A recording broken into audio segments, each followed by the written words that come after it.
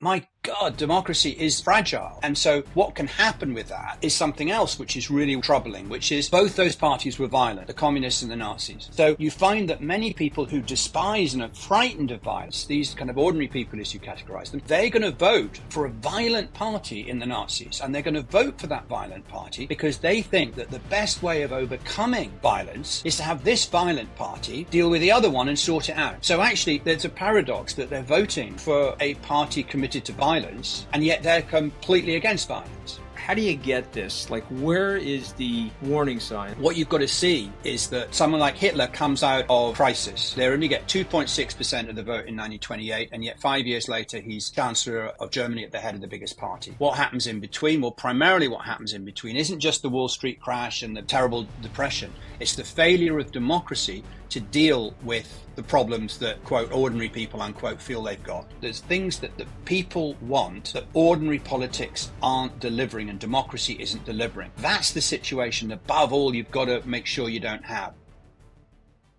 Welcome to Open Book. I am your host, Anthony Scaramucci. Joining us today is Laurence Rees. He's an award-winning historian. He's written a couple of great books. One was on the charisma of Adolf Hitler. That's how I first met you, sir, through that book. And then my good friend, Alistair Campbell, handed me a book a few months back before it was published here in the United States, Lawrence. The title of the book is The Nazi Mind, 12 Warnings from History.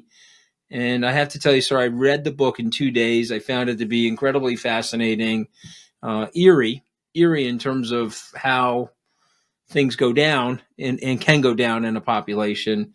It's an honor to have you on, sir. Your work on this topic, I think, is up there with William Shirer, and I obviously the rise and fall of the Third Reich. But let's talk about the Nazi mind. What made you want to write that book now? And I know you've written about Hitler before. Well, I've been, as you know, I've been working in this area as a documentary filmmaker and also as a writer for over 30 years now. And the great privilege I had because of the period in which I was interested in this was that I got to meet a large number of people who lived through the war, not just people who suffered in Nazism, but Nazi perpetrators, former Nazi perpetrators as well. And the reason that I wanted to come to this book was because I was increasingly thinking that people feel that history isn't relevant. I live here in Britain, in a country which is historically illiterate, because most people give up the study of all history at the age of 13 or 14. And I think there's a sense with young people, especially, that history doesn't have any value to them. So I've always thought this history's got value in a particular way. And so I wanted to try and write a book to demonstrate that. I've got the book open here on my desk. I'm going to read some of the table of contents. Okay, you ready, sir? I'm ready. Okay. Spreading conspiracy theories. Using us against them. Leading as a hero. Conniving with the elite. Attacking human rights. Valuing enemies. Escalating racism. I mean, there's more. Stoking fear. So I took a snapshot of your table of contents. I put it up on the social media sites, and it didn't go over too well for me with the MAGA people. So I'm just wondering what happened there, sir. Where's the connection? Is there a connection?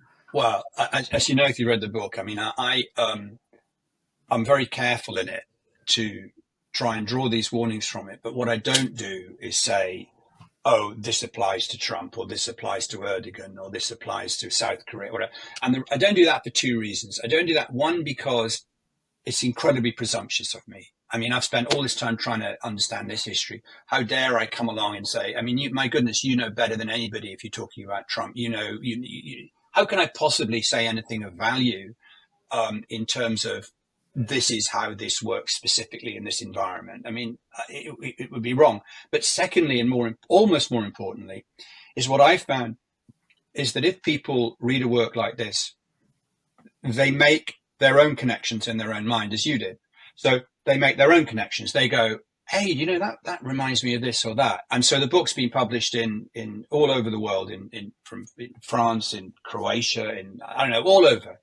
And in each territory, I've had people email saying, yeah, this reminds me of this or that in a way that I couldn't possibly have written it in. So you've read it and you've made the connection with all of those different things as to what's happening in your country. And that's the valid connection because it came through you and your own knowledge.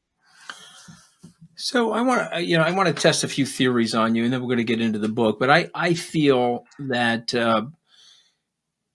we had an America First movement. We had a specter and a rise of fascism. We're going to go into whether people can call Trump a fascist or not. I do a podcast pretty popular in your country called The Rest is Politics US in addition to this one. Yeah.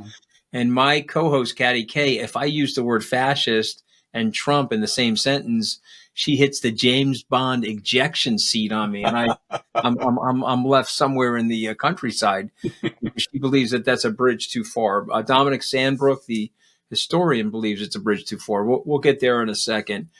But in my country, we had the first America First movement. Roosevelt was a cunning politician. He put it down. And we never had any real invasion. We had 9/11 years later, but we're talking about in the war where we were dealing with fascist dictatorships. The U.S. was never invaded. Result of which we have no wartime memory of this. And I guess the question I'm asking, explain the petri dish of a population that could be susceptible to this type of behavior. Because it's a Nazi mind, sir, but your book really, something I thought about was it's a Nazi hive mind. I mean, you can't just have one Nazi. You've got to have a whole collection of them to make something happen. Yeah, and it's a book about being human. I don't believe for a second that that only Germans could do this in that particular time. It's about what human beings are capable of doing in certain specific situations. And I think that you can point to the specific situations around this history that I think are as I say, are warnings. They're not lessons in the sense like a science book's a lesson.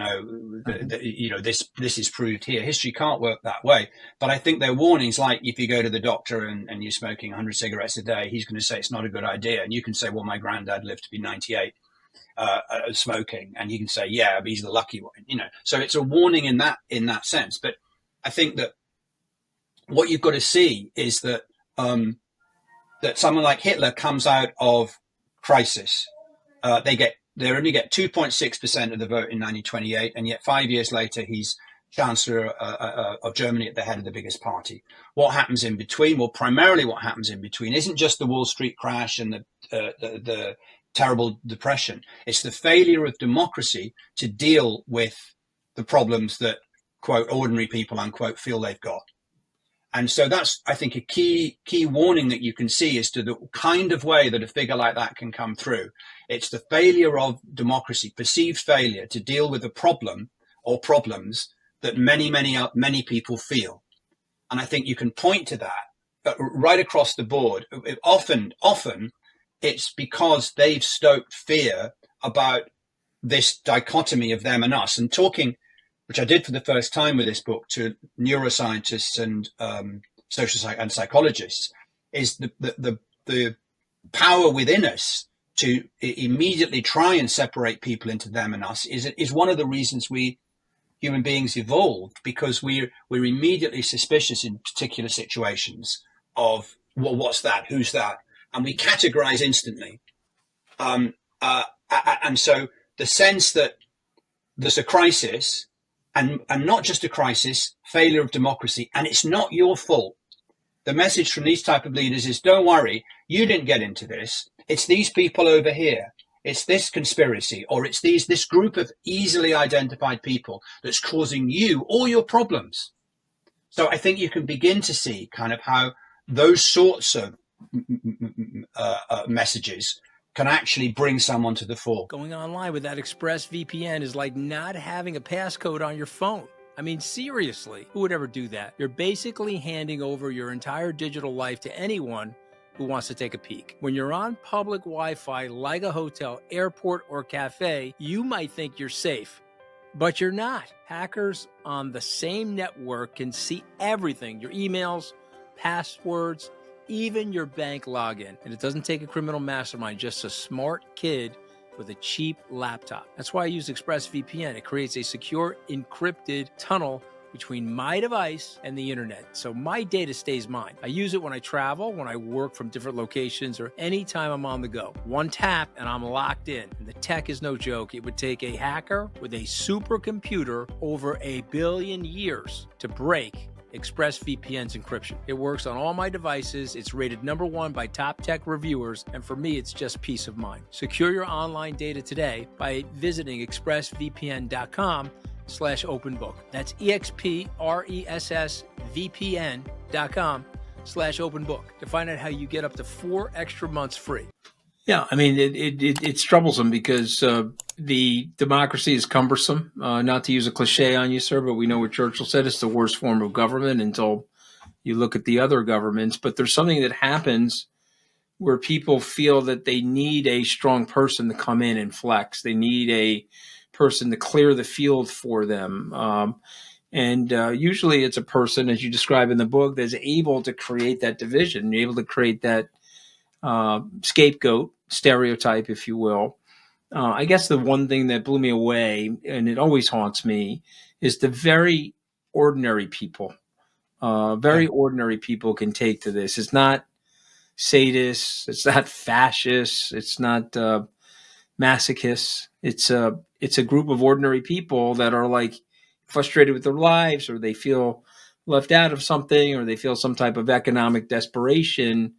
And so they're like, okay, let's wreck it. Let's wreck everything. So it's also, well, I think that, I mean, that's the other really fascinating thing that I don't think people realize about this, that in 1932, just a few months before Hitler comes to power, there's an election in Germany, and a majority of people in voting for either the communists or the Nazis, that's a majority of Germans in voting for either of those two, knowingly vote for political parties that are openly committed to destroying democracy.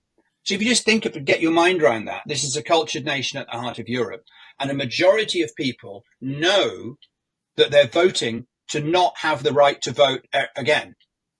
So, that's not something. I always remember when they talk about democracy building in the Middle East or whatever, you think, oh, well, once it happens, we put there it is.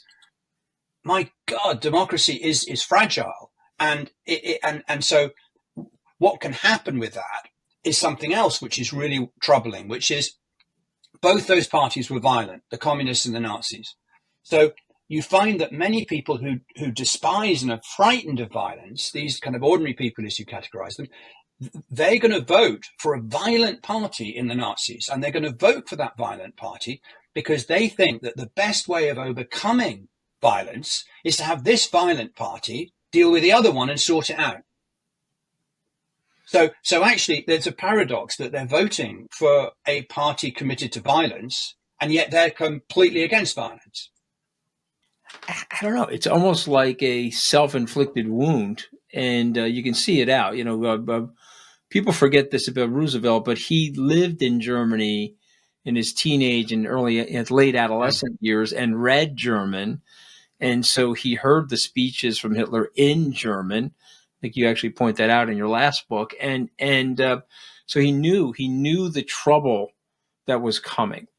And so how do you get this? Like, where is the warning sign? Obviously, you could read your book, of course, and you can get it and say, okay, well, there's the warning sign. Those are the 12 chapters of what people do to get themselves in this situation. But where's the light that goes on? I think that if I look back over the whole of everything, meeting all these people who suffered or who perpetrated or whatever, that as I say at the very end, the overwhelming feeling I have is that people do not understand. They don't understand how inherently fragile pretty much everything around them is.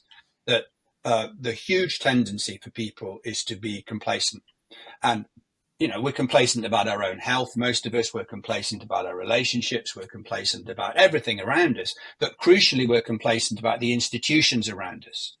We think that you see these big buildings like the Parliament building or the Capitol building. I mean, I visited America a year before the kind of insurrection. And, we were taken around the Capitol, and, there's Washington on the ceiling, and that, and you think this is a solid, and I remember looking at the, going round and seeing, one of the original copies of the Bill of Rights, the Constitution, and you're looking at that, and I'm thinking, this is the great statement of the Enlightenment. I mean, this is the beacon here. Extraordinary thing to have achieved there. And I could not have dreamed that you'd see people storming that building. Couldn't have dreamt it in a million years. And yet I'm the one who's going around bleating about, oh, everything's so fragile. So it's like kind of, I mean, it's a terrifying situation, I think, because people don't fully understand that. So I think the thing is to be aware of the tiny things when it happens. It's a bit like, what was it, the mayor in New York who dealt with graffiti, because it's the first sign, graffiti or broken windows. You don't, and I think it's like that, but with politics. Once you see all these things beginning to happen in politics, you scream and shout about it. Yeah. And you're not complacent about it, because Hitler gets 2.6% of the vote in 1928. I've seen reports, Prussian secret police reports, dismissing him as a joke. Yeah, no, what a joke. No chance. And yet, look what happens. So that's the if there's one fundamental thing that cuts through it all, it's that. Yeah, I mean, so you're sparking so many things in my head. I guess the real thing I'm feeling is some level of sadness, because I think, and again, I'm interested in your take on this, but I subscribe to the great man or great woman theory of history. People can move things if they're in the right seat, and he understood this. The reason I find your book so fascinating is I've been with Trump, worked with Trump. There are good parts of him. There are bad parts of him. He is human, but there's a collection of activity that's happening around him that are the building blocks of this foundational fascism, if you will. Now, I'm not going to call it fascism because you're a Brit and Caddy will take my head off, but there's levels of authoritarianism creeping in. And what blew me away about your book is that it's human, sir. It happened. Yeah. It's not, I'm not here condemning it as much as I am here observing it. And then the question I have for you, because I do believe in this single man theory of history, or single woman, what type of leader can combat this? What type of leader has the skill set? One of Roosevelt's ambassadors said, he had the cunning of a dictator, but he was on the side of the angels. He believed in that democracy. He believed in those parchments that you were visiting. So, well, I'm just for this new project I'm doing, I'm just been reading again the whole way in which he dealt with the British from 39 through to Pearl Harbor. And it's incredibly interesting, because I don't think there's been almost a more skilled politician than him in terms of how he operated. It's quite extraordinary, because he keeps kind of vaguely leading Churchill on about whether he's coming into the war in 1940 or not, or back, and the whole way he manages this is quite extraordinary. And I think that the key thing is, there's some quote where he said, I remember something like, you got to be careful, because it's a terrible thing to turn around as a leader and see that people aren't following you. And he was completely aware of that actually he needs to take people with him. So he's got an end goal over here. Yeah. And then he's doing his best to manipulate public opinion so that he closes the gap between the goal and where public opinion is, like that. So, but what he never does is say, that's my goal, come to me. He's always just moving along like that. And I think that's the crucial thing that you to go back to, I think one of the key reasons Hitler gets to power, which is that there's things that the people want that ordinary politics aren't delivering and democracy isn't delivering. That's the situation, above all, you've got to make sure you don't have. So if you are a kind of politician in a liberal democracy, you can't go, you can't go around with policies that actually are aspirational out here, and you've got a mass of people back here who simply aren't with you. Because if you do that, there'll be this disconnect, and somebody back here, another, pseudo Hitler, somebody back here is going to lead them, and you're stuck out in the future, and stuck out here. It's so brilliant, and I'm going to tell you a quick story, which I think you'll enjoy. This is from H.W. Brands' book, A Traitor to His Class, and it's about the 1940 election. And so there he is. He gets wheeled into the radio area of the White House where the microphone is and all the radio tubes, and he's going to broadcast. And it's a little bit of a campaign speech prior to the election, a few days before the election. And he just says, I want to remind my fellow Americans that in this hour of peril, in this time of war, we're not going to war. Okay? Yeah. And then they click off all the radio dials and tubes, and they wheel him back into his study. And James Roosevelt is there, his son, and he's shaking a gin martini in his wheelchair with a cigarette. So, wow, I just told a really big lie to the American people. And James says, what do you mean, Dad? He says, I had to do it. He says, I know we're going to war, but they're not ready.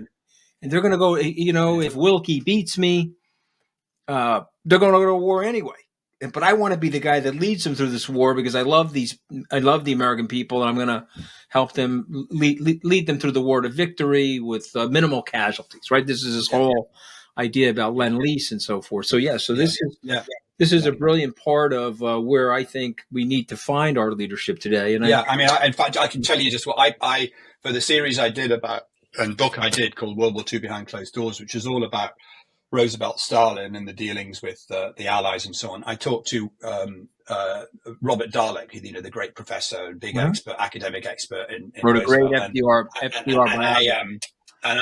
he was the consultant on the series, and I was having real problems trying to work out because it's very hard with Roosevelt, because often he is saying things that that are simply they're not right. I mean, in 1942, he tells Molotov that we're going to come. Essentially, we're going to come into the war with D-Day that year.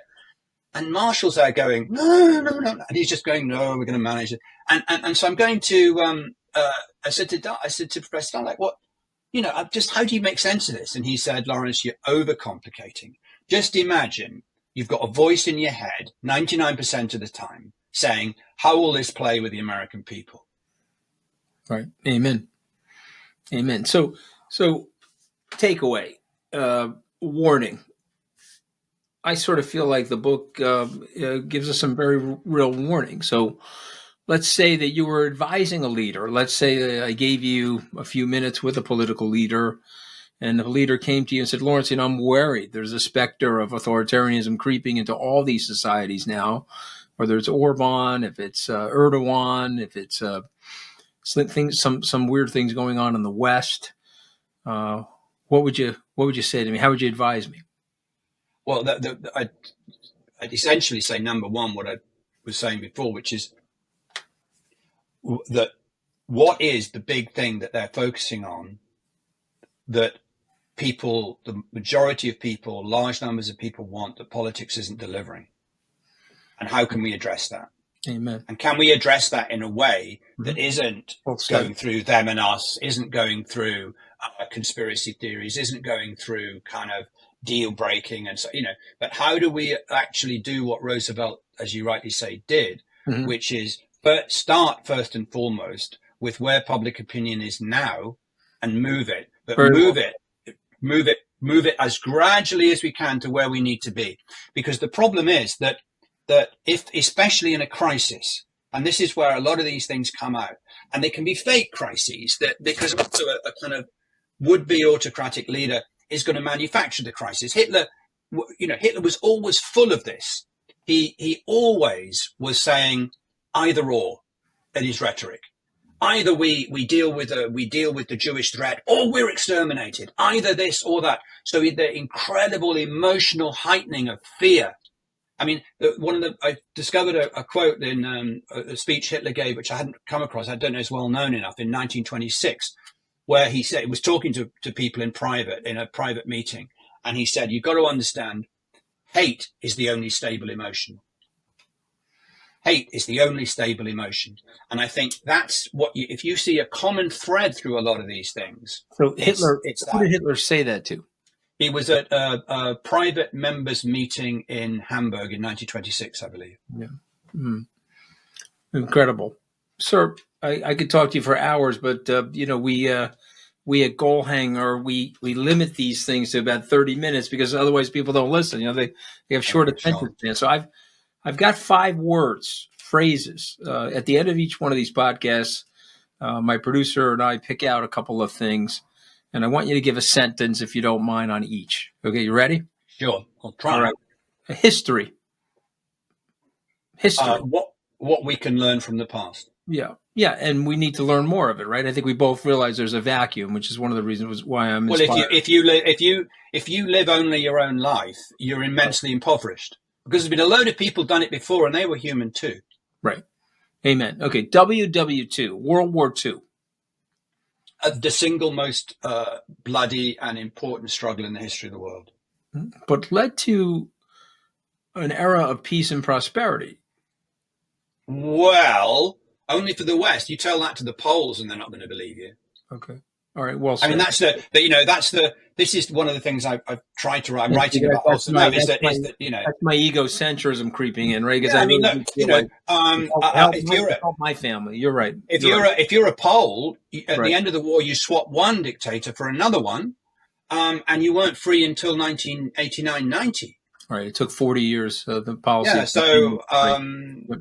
Well said. Yeah. I have to check myself on that. Hitler. Oh, one of the most extraordinary and unspeakable and appalling leaders the world's ever seen. Nazi, or as Churchill would say, Nazi. Remember, he didn't like to pronounce the word Nazi. One of, if not the most repulsive ideologies in the history of the world. Okay, with the Nazi mind, sir. The Nazi mind. Well, the Nazi mind, I would say, is an aspect of the human mind, and one that we need to study to understand how it can happen in order to try and think how it doesn't happen again. Although aspects of it obviously are happening again. Well, I mean, this was an amazing interview for me. I so looked forward to this interview. I loved your book. I loved your book about the charisma of Churchill because it's a reminder that he was human, sir. We have a tendency now, 80 years later, to demonize him and make it like he's this. The charisma of Hitler, I think. The charisma. The charisma of Churchill would be a different book. Yeah, but the charisma of Hitler, because, I read that book a few years back and I was like, okay, this man is brilliant because he's reminding us that Hitler was a human being. He's not a Dybbuk. He's not a golem. He's not a demon. He was on Earth with us. He had his grievances. He was cunning. He had a deep voice. He had a voice for oratory. It wasn't just the yelling and screaming that we see in some of these propaganda movies. There was a thought process behind him that gravitated people to him. And so I applaud you for that as well. And thank you so much for joining us today on Open Book. The title of the book is The Nazi Mind, 12 Warnings from History. And that table of contents has gotten me in trouble here in the United States, Laurence Rees. But I appreciate you writing it the way you did. And thank you for sharing your time today. I appreciate it. It's been a privilege. Yeah.